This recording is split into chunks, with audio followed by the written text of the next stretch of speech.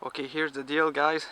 I'm sorry if this is windy, because I probably don't have the right microphone for that, but as you can see, it rained the other day, and it's February here in Canada, and all that snow turned into ice. But I got my skates on. I haven't been skating since I was a kid, so this vlog might be a little shaky, but we'll see how that goes. Okay, there we go. Whoa. Okay. Holy crap. I'm gonna try not to fall down. Here I go. It's working. It is definitely working. Sorry for the wind. As you can see, this is it's definitely working. I'm gonna go to my mailbox and go get the mail. It's pretty cool.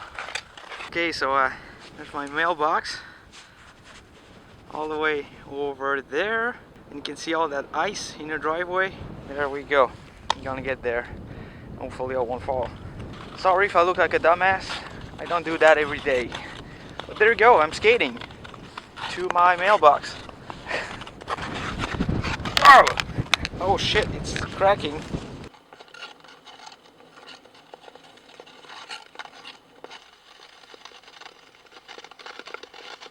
Woohoo! Proud to be Canadian. Look at that, guys. I'm gonna try to skate on that.